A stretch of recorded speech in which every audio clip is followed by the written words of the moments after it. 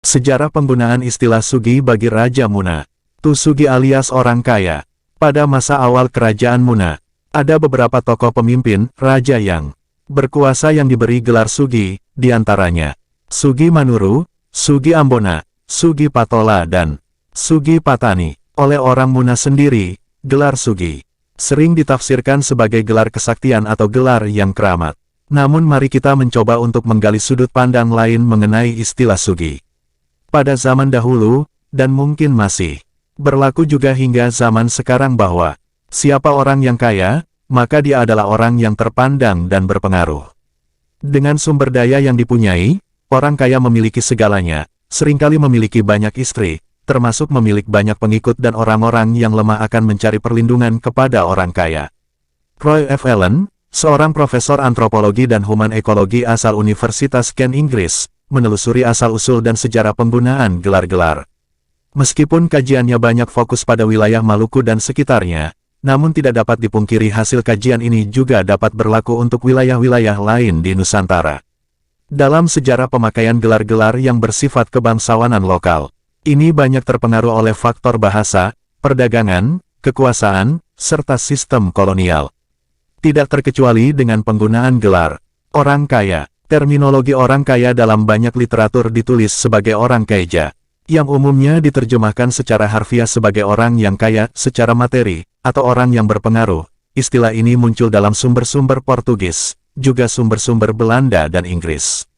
Ketika orang Eropa pertama kali datang ke Nusantara bagian timur, para penerjemah dan pemandu orang Eropa sering menggambarkan para penguasa lokal sebagai raja dan orang kaya.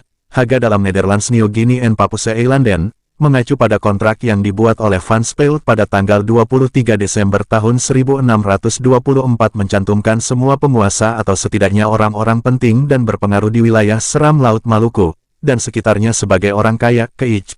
Menulis pada tahun 1678 penggunaan gelar orang kaya pada umumnya untuk merujuk pada orang penting berpengaruh atau pedagang yang berasal dari Maluku yang tinggal dan mengendalikan perdagangan. Rumpius menggunakan gelar orang kaya dalam bukunya yang berjudul The Generale Landbeschrijving untuk menggambarkan berbagai pemimpin politik yang penting dan berpengaruh di Kepulauan Seram Laut.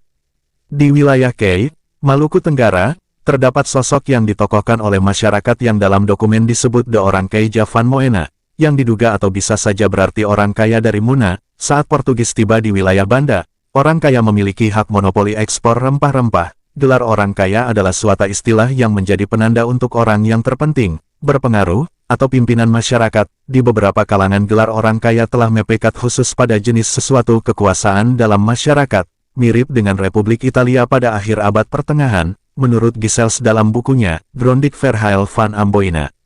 Orang kaya yang seperti itu dicintai dan nyaris disembah oleh masyarakatnya. Di Ambon pada masa itu, istilah orang kaya digunakan untuk merujuk pada kaum pedagang dan penguasa lokal. Dengan demikian, istilah orang kaya dengan berbagai cara untuk merujuk pada pemimpin, kepala, atau orang penting yang berpengaruh memiliki kekuasaan dan otoritas dengan memanipulasi sumber daya dengan cara yang disetujui masyarakat setempat. Kenapa menggunakan istilah berbahasa Melayu? Dengan luasnya pengaruh perdagangan sejak zaman dulu sebelum kedatangan bangsa Eropa, beberapa gelar dalam bahasa Melayu sudah menjadi bagian bahasa lokal di Nusantara. Raja dan orang kaya adalah kata-kata yang berasal dari bahasa Melayu yang tersebar luas penggunaannya, sebagian karena perdagangan, di mana pada masa itu bahasa Melayu merupakan bahasa pengantar percakapan.